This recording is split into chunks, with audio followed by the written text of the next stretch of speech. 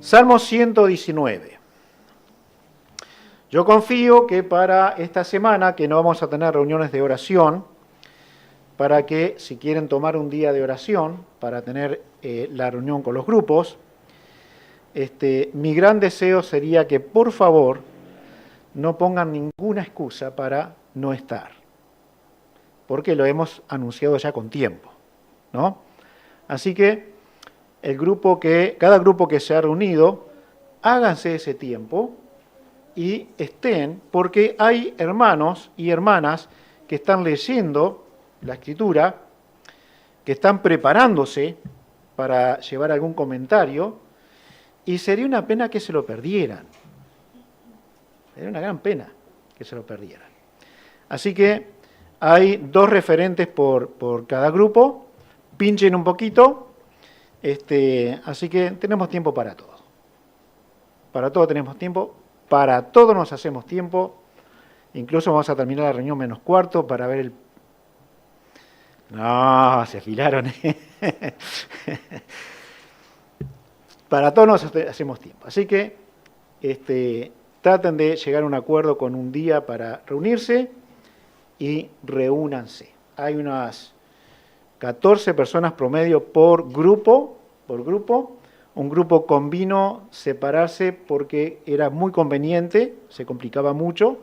Ningún otro me ha dicho algo similar, así que seguramente va a haber 2 grupos bien grandes. Por favor, reúnanse. ¿Sí? Reúnanse. Salmo 119, 41 al 48. Un predicador dijo una vez, no recuerdo si era citando otro predicador, pero creo que sí, él decía que las verdades queden clavadas en el corazón, en la mente, como estacas. Así queden.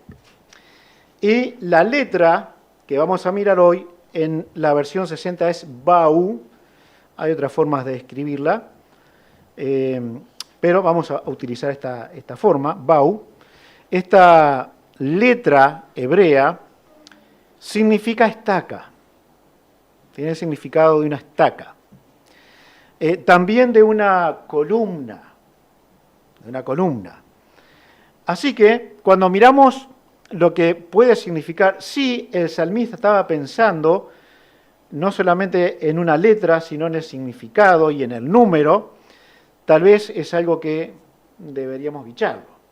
Si esto tuviera sentido para la mente del salmista, probablemente estuviera diciendo, esta estaca de tienda, aquellos que les gusta acampar, ¿sí?, que agarran las riendas de la carpa y le meten una estaca para que la carpa no se mueva, no se la lleve el viento.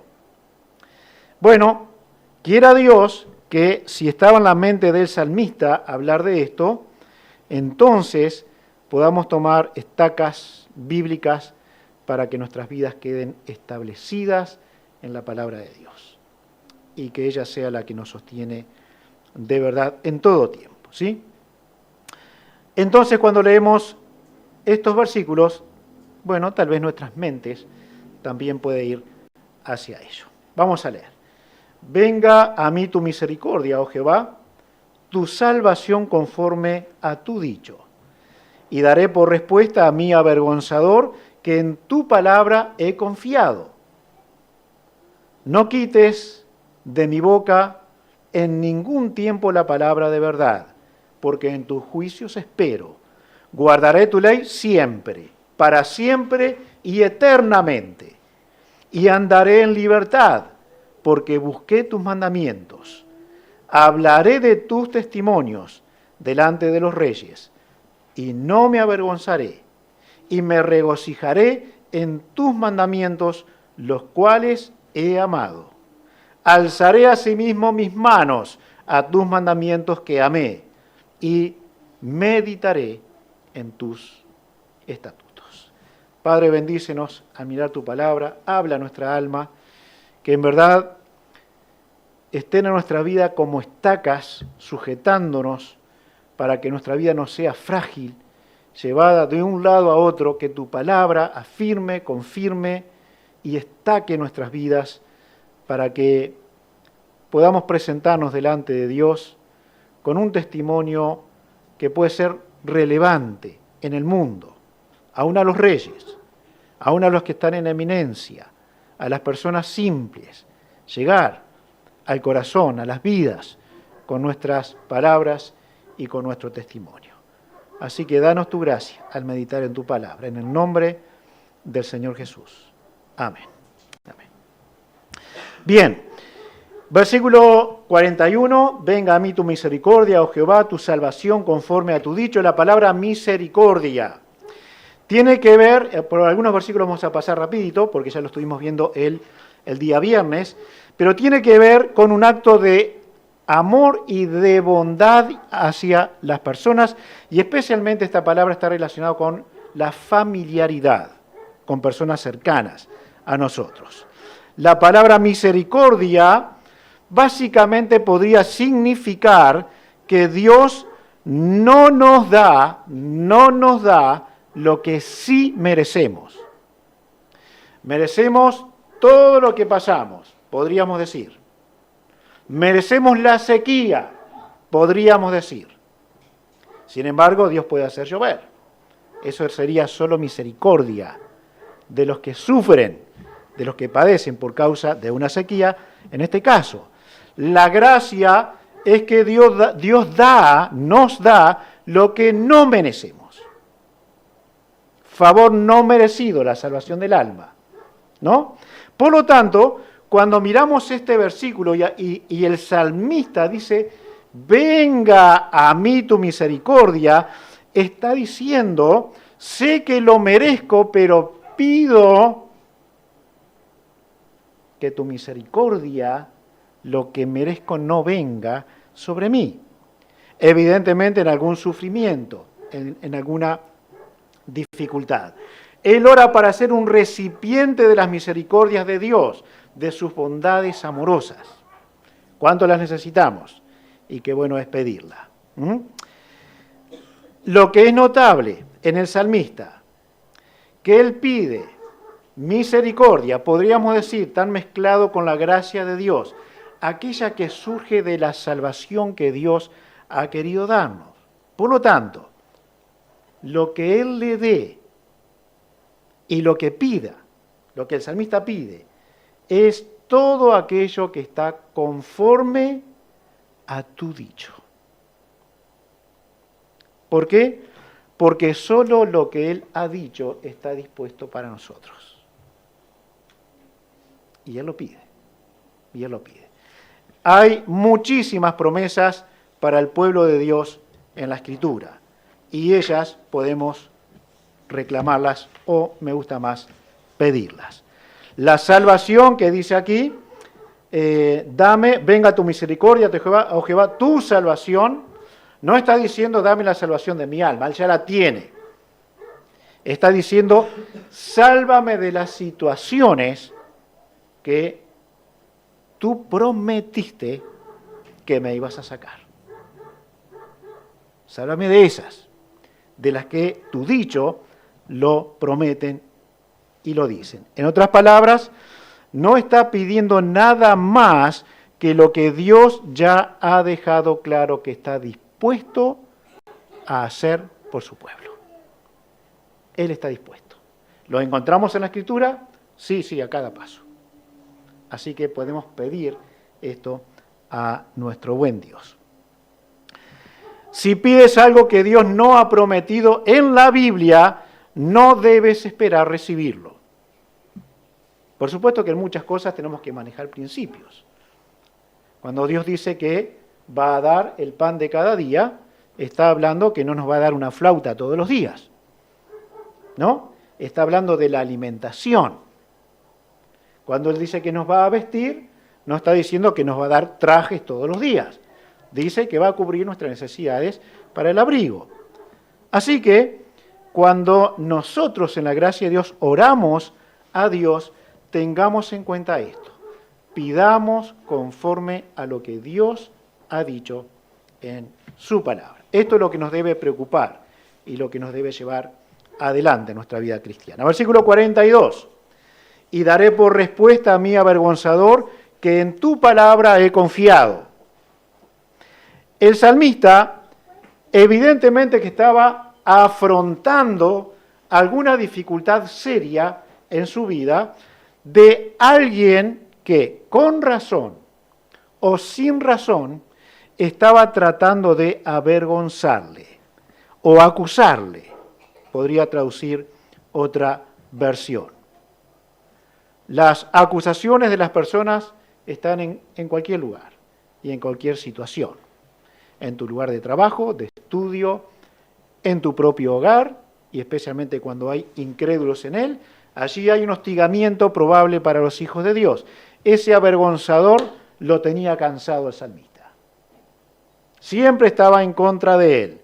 Ahora bien, queridos, el Hijo de Dios nunca, en ningún momento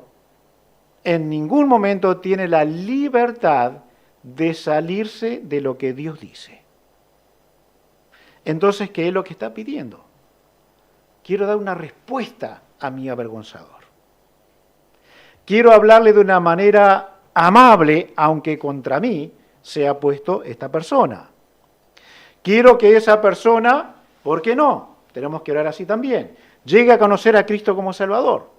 Así que nuestro testimonio puede ser una gran y buena influencia, pero no podemos de ninguna manera comportarnos como nos comportábamos en nuestra vida antigua, o como que la persona, aun siendo alguien que nos quiera avergonzar, mereciera de pronto la justicia rápida de Dios. La merecemos todos, pero también nosotros debemos ser motivados en misericordia. Él dice en tu palabra confío, literalmente está diciendo en ti encuentro refugio, esperanza, confianza, porque es tu palabra la que me va a sostener cuando el enemigo se ponga contra mí. Y hay muchas situaciones así. Probablemente ustedes pueden identificar alguna en su propia vida y probablemente actual. El asunto es cómo va a proceder el Hijo de Dios. En 1 Pedro 3, 15 y 16, Pedro habla de adversidades y él dice, sino santificad a Dios el Señor en vuestros corazones y estad siempre preparados para presentar defensa con mansedumbre y reverencia ante todo el que os demande razón de la esperanza que hay en vosotros. Bueno, son buenos versículos para agregarlos a lo que el salmista dice. ¿Por qué? Porque todo hijo de Dios se encuentra con situaciones complicadas. Pero quiera Dios, por su gracia, podamos confiar en la palabra que Dios y solo Él ha dado. Hay momentos entonces de reproches para tu vida, son justificadas, no son justificadas de parte de el que te quiera avergonzar. ¿Cuál es tu reacción? ¿Cómo reaccionas a eso? ¿Mostramos descuido a lo que Dios ha dicho, a lo que vamos conociendo? Y creo que en todos los casos conocemos de tanto tiempo que la Biblia nos domine en tiempos de difamación y acusaciones a veces falsas de tu enemigo. Versículo 43. No quites de mi boca en ningún tiempo la palabra de verdad, porque en tus juicios espero. Este siervo de Dios, una estaca más, siempre quería tener en sus labios la palabra de verdad. No quería que eso fuese quitado de él. Quería ser un testigo de la verdad de Dios. Necesitaba retener la verdad de Dios en sus labios. Así que también para nosotros hay mucho que poner estacas en esto, ¿sí? El creyente necesita de valor para hablar la verdad de Dios. ¿No es cierto que a veces el que está enfrente intimida y nos preguntamos, ¿y le hablo o no le hablo? ¿Le digo que soy creyente o no? ¿Le hablo de Jesús el Salvador o no? ¿Se reirán de mí? ¿Se burlarán de mí? Incluso, cuando nos conocen algo por lo menos, nos ponemos a pensar, pero yo con lo que hice ayer, ¿qué le voy a hablar hoy? Así que es para cada día. Es para cada día. No quites de mi boca en ningún tiempo la palabra de verdad. Él vive en esperanzas, porque en tus juicios espero. Ese esperar, que no es el mismo significado que tiene para nosotros esta palabra. Más bien significa una espera confiada del cumplimiento de las promesas de Dios. Así que tengo en mi boca sus palabras, las doy, y ¿qué es lo que tengo que hacer? Esperar en aquello que Dios ha dicho. ¿Se puede? Por supuesto que sí. Y la única razón que decimos que sí es porque está en la Escritura. ¿Fallamos? Por supuesto que sí. La única razón por la que decimos esto es que todos somos pecadores y fallamos. Pero no quita nuestras responsabilidades. Quiera Dios, queremos así, de esta manera. Versículo 44. Guardaré tu ley para siempre y eternamente. Esto está bárbaro, ¿no? Para siempre. ¿Cómo repite? 2 veces y agrega todavía eternamente. Hay una disposición clara del salmista de guardar, de mantener, de proteger aquello que él ha aprendido.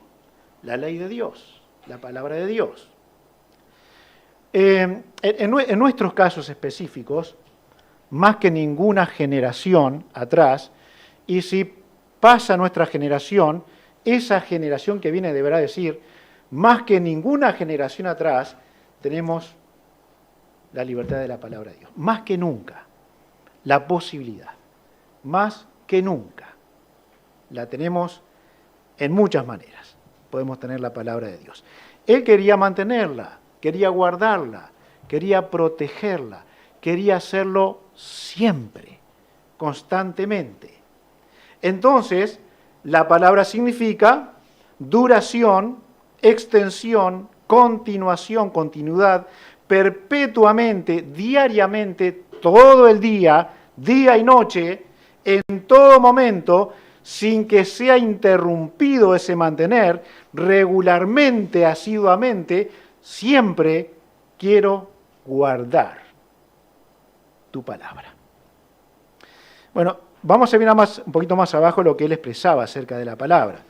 Pero, ¿qué sentido profundo, real, tenía del valor de la palabra de Dios?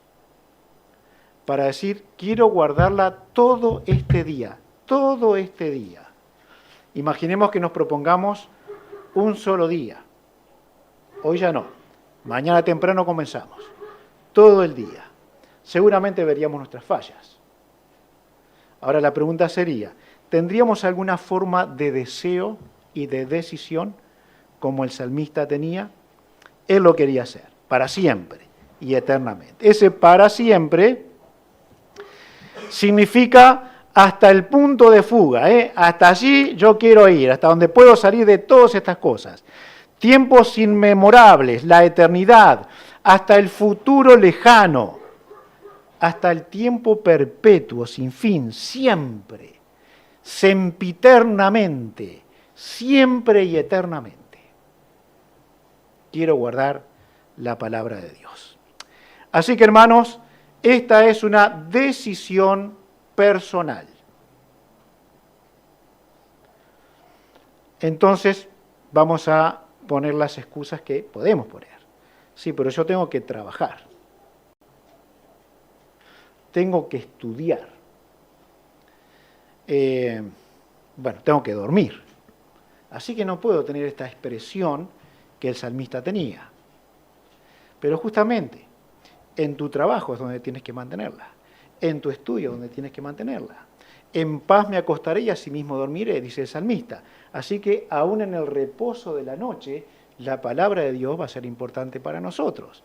Cuando hay una preocupación, algunos no duermen en la noche. Así que están meditando la Escritura, la palabra de Dios. Así que crezca en nosotros este gran deseo del salmista. Versículo 45. Me gusta este versículo. Y andaré en libertad porque busqué tus mandamientos. Andaré en libertad. Libertad es espacioso en cualquier lugar y dirección, en todo lugar y dirección. Es algo ancho, grande, espacioso. Eso significaría en este contexto la palabra libertad. Libertad. Por supuesto que es un poco distinto a lo que nosotros pensamos de la libertad. Un poquito distinto. Pero hay una cosa que a veces el creyente piensa, no debería. Para el creyente, los preceptos, los mandamientos de Dios ensanchan su pensamiento y estilo de vida. No los encogen, no los restringen.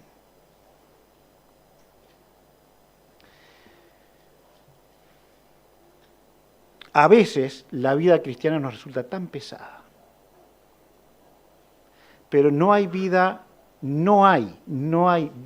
tan libre como la vida cristiana. No hay. Y todo cristiano que se atreve a meterse en otra vida que no es la vida cristiana, se hace un miserable esclavo de esa otra vida. Porque la única libertad está prometida en el Señor Jesucristo. Es para los creyentes, solo para los creyentes. Así que andaré en libertad, andaré en libertad. Por ejemplo, ayer recibimos un lindo testimonio de nuestro hermano Maico. Capaz que algún día vamos a pedir que hable un poquito más. Pero su vida pasada sin Cristo, igual que la de cada uno de nosotros, tenía sus esclavitudes. Pero cuando una persona se convierte, por ejemplo, de los vicios, de la droga, del alcohol, del mal uso del sexo, cuando se convierte a Cristo, solo allí es libre. El peso que cae de la espalda de un convertido es tremendo. Y si tú te has convertido de verdad, no importa que no hayas estado en pecados brutales, el peso del pecado es tremendo. Y es Cristo quien te hace libre. Nada más. Y promete todavía mayor libertad. Entonces, la vida cristiana no aprieta al Hijo de Dios. Es mentira eso. Los mandamientos de Dios no hacen miserable a un hijo de Dios. Al contrario. Cuando Jesús habló de sus ovejas, ¿no? Dice que ellos, las ovejas del Señor, andarían en el campo y encontrarían buenos pastos. Claro que ese predio tiene un límite, por supuesto que lo tiene, pero dentro de ese predio, que es el campo de la vida cristiana, somos libres. No teníamos libertad. Israel pensó que era libre en Egipto. ¿Se acuerdan? En el desierto. Querían volver a la esclavitud, porque eran más libres, decían, porque no tenían carne, porque no tenían agua por un rato, porque querían volver a Egipto, esclavos. Así que saca de tu mente que la vida cristiana es una vida de pesados, de aburridos, porque no es así. Te estás mintiendo, el diablo te está metiendo algo en tu mente que es mentira. La vida cristiana es la vida de libertad única. Única. Permítame mencionarlo como pueda. Justin Bieber es. Justin Vivo, está de vivo. Bueno, ese muchacho, pobre muchacho, ese que se convirtió, ¿no? Ese que murió. Quiera Dios que se haya convertido. Pero ¿cómo puede un hombre vivir diciendo ser cristiano la vida que vive? Si es libre, ¿cómo puede esclavizarse otra vez? ¿Cómo puede hacerlo? Así que saque de su mente que esto es así. Debemos reconocer el hecho de que hemos sido libertados y hay una expresión en Romanos, podría decirse, somos libres de la esclavitud para ser hechos esclavos de Cristo. Eso es una realidad bíblica. Pero todo esclavo de Cristo es libre totalmente en los mandamientos de Dios. Dice la Biblia que los mandamientos de Dios no son gravosos. No son para hacerte mal. Es para hacerte libre. No reniegues de la palabra de Dios. No lo hagas, por favor. Permítame decirle algo. Una esposa no va a ser libre si no se somete a su esposo. No es libre. ¿Por qué? Se están riendo. Yo no quiero mirarlo. Se empezaron a reír todos los...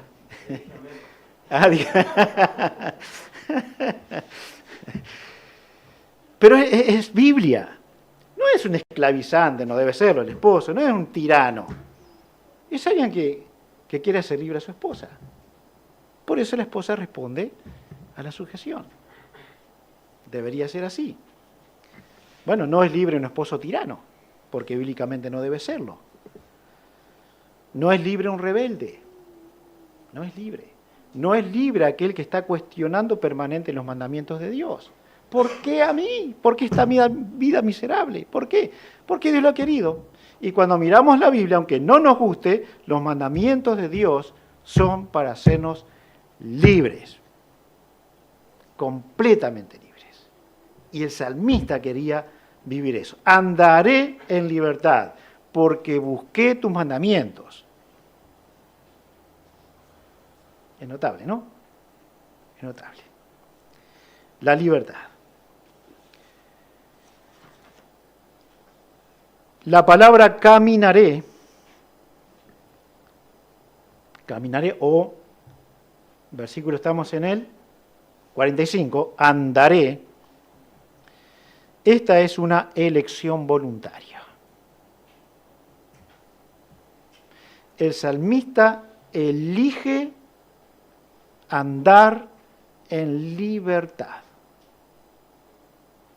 Parece más fácil lo otro, ser esclavos. Es más rápido correr hacia el pecado. Así que un esfuerzo es requerido y una decisión del corazón. ¿Queremos ser libres? Los mandamientos están para hacernos libres. Gracias a Dios. Así como alguien va a ir a la cárcel porque, no cumple las leyes de nuestro país, las leyes que merecen la cárcel para la justicia, así como una persona va a ser metida entre rejas, si no hace eso es libre, porque está caminando los mandamientos, la palabra de Dios, así que va a ser libre. Elección, queridos hermanos, de nuestros corazones. Habla de una ampliación del estilo de vida del creyente. En el versículo 96, a toda perfección he visto fin, amplio sobremanera es tu mandamiento. Por supuesto que hay muchas cosas que la Biblia dice no, pero eso es para ser libres. Es para ser libres. Porque si cruzamos esa barrera, nos convertimos en esclavos. Seamos libres, obedeciendo a Dios. Hay muchos versículos que hablan de esta libertad, ¿sí? El Señor Jesucristo dijo en Juan 8 que permanezcamos en su palabra si queremos ser verdaderos discípulos, y Él dice en el 32, y conoceréis la verdad, y la verdad os hará libres. La verdad os hará libres. Romanos capítulo 6, varios versículos. El pecado no se enseñoreará de vosotros. Son libres. No tienen por qué tener un rey tan cruel sobre vosotros. Libertados del pecado, vinisteis a ser siervos de la justicia, libres para ser esclavos, libres para ser libres en la esclavitud en Cristo. Romanos 6, 22. Habéis sido libertados del pecado y hechos siervos de Dios. Entonces, ¿te estás restringiendo una vida plena? Capaz que sí. porque estás derecho a caminar siempre pararte contra la pared. Bueno, mira los mandamientos de Dios, no te gustan tanto y te va a ir peor si no lo haces, ¿no? Así que libre a través de los mandamientos. Andaré en libertad porque busqué. Voy hacia ellos. Quiero conocer la libertad que hay en los mandamientos de Dios. Versículo 46. Hablaré de tus testimonios delante de los reyes y no me avergonzaré. ¿Ha tenido usted oportunidad en algún momento de hablar con autoridades de nuestro país? ¿Qué ha hecho? ¿Qué ha hecho? Si nos encontramos con el presidente hoy, ¿qué le diríamos? ¿No? Che, a ver si haces algún pozo que estamos sin agua. Hacé ¿cómo es? La represa de una vez. Bombea el agua de una vez. Eso depende de Dios. No creemos que el presidente va a hacer llover. Depende de Dios. Oremos a Dios y digámosles al presidente que hay un Dios que está sobre él y que además le quiere salvar y quiere transformar su vida para que sea un presidente que tenga respeto a la palabra de Dios. Estaría bueno, ¿no? Y si se encuentra con un político de menor, iba a decir calaña, pero no, menor posición, si se encuentra con alguno de esos, háblele de Cristo. Porque no sabemos si Dios no nos va a poner delante de reyes en algún momento. Capaz que nos va a poner delante del guardia de la cárcel. Y necesita conocer a Cristo para ser salvo. La palabra que usa aquí para hablar no es predicar, enseñar, testimonio público, oración en público. No está hablando de eso para hablar. Está hablando más bien de ese trato ocasional y personal que Dios nos da la oportunidad de tener. Hay ejemplos en la Escritura. Pablo, por supuesto que fue uno de ellos. Daniel también fue uno de ellos, delante de las autoridades. ¿Podríamos prepararnos de tal manera que si llegamos a ellos haríamos lo mismo?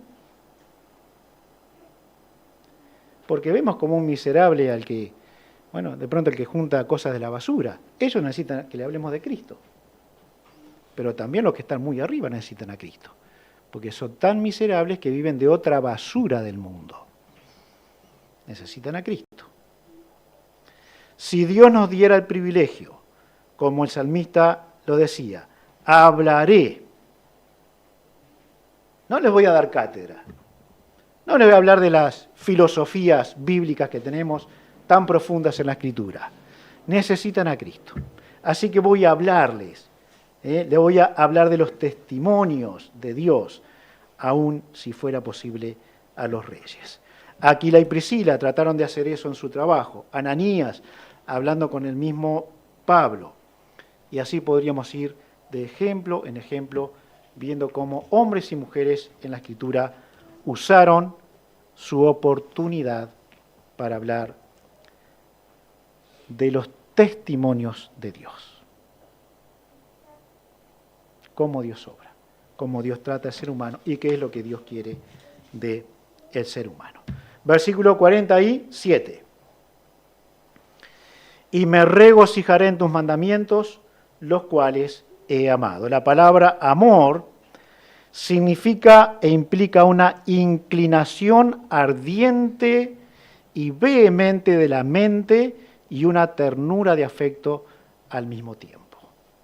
Así que esto es acerca de los mandamientos, es inclinarse respetuosamente delante de ellos.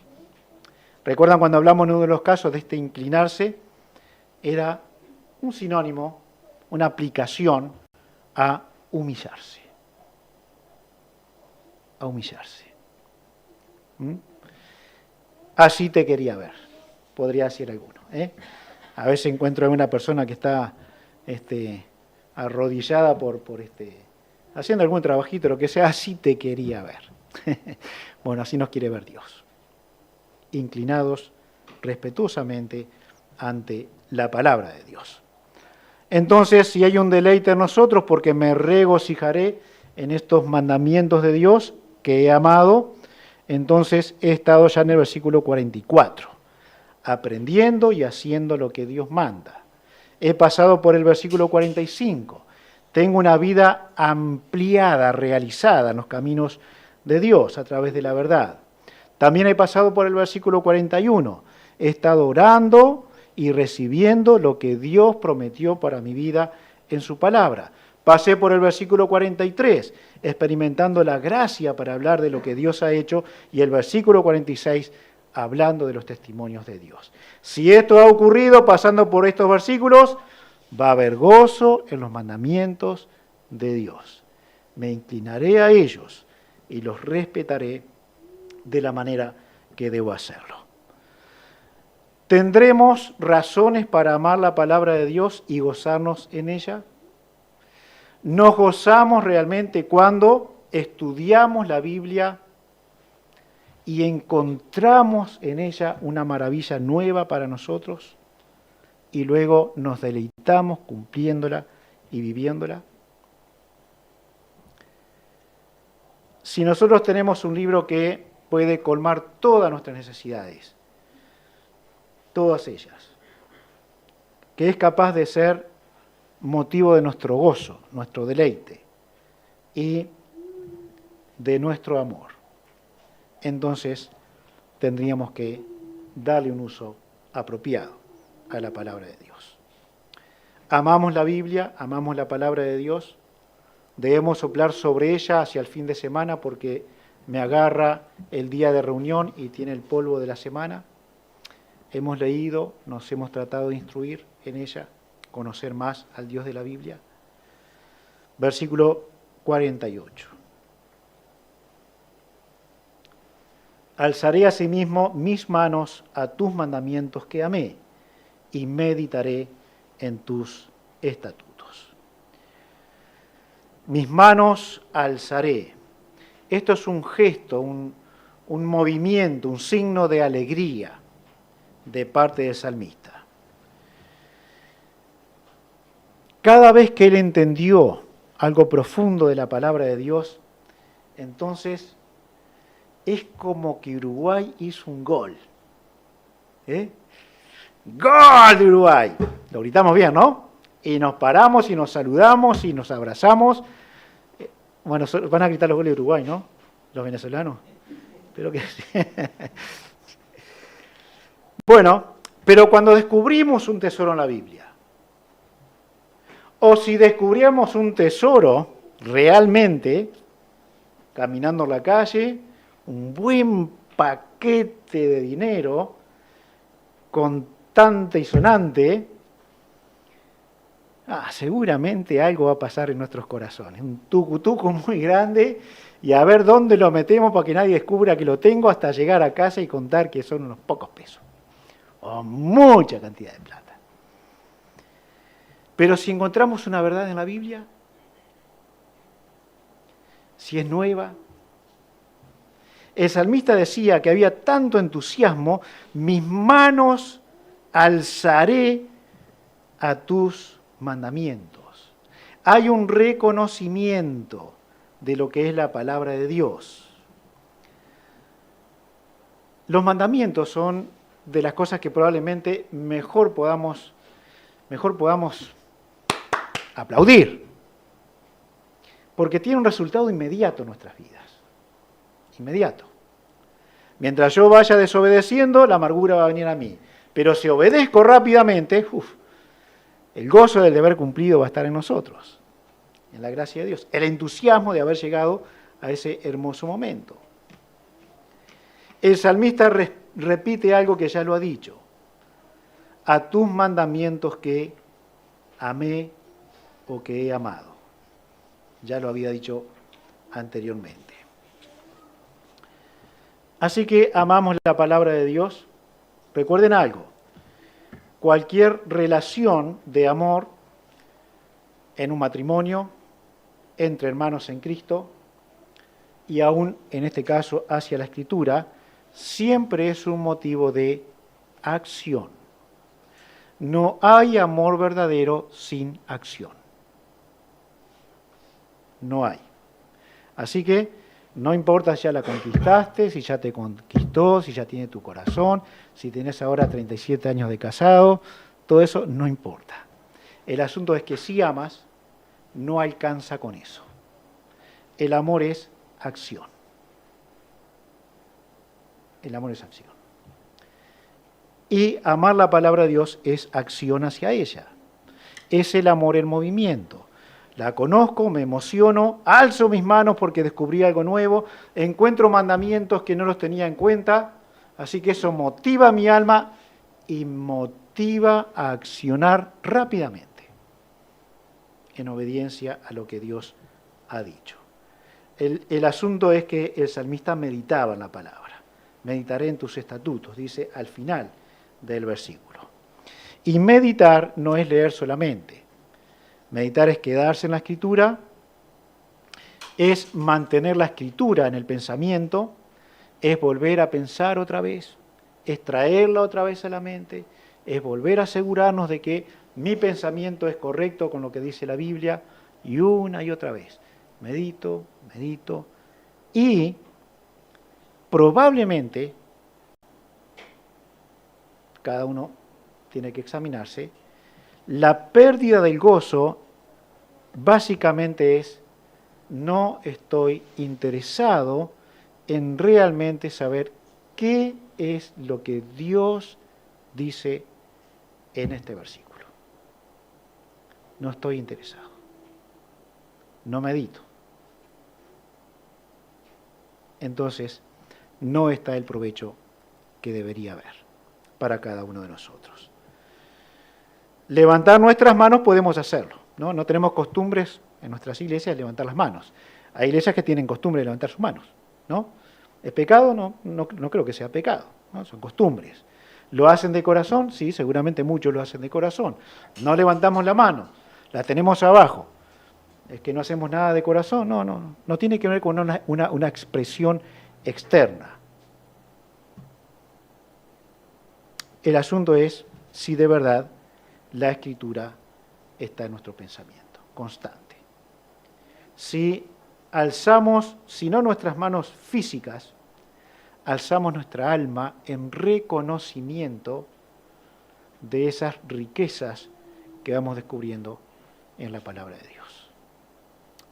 Solamente va a ser posible si el disfrute, el goce de la palabra de Dios, si la tenemos en nuestro meditar.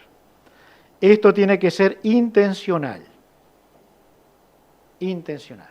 Tiene que haber una intención. Yo quiero meditar en la palabra de Dios para tener el resultado del gozo, del deleite de la palabra de Dios, de los mandamientos de Dios. Esto debería ser lo que esté en nuestro corazón. ¿Quedó alguna estaca en tu corazón?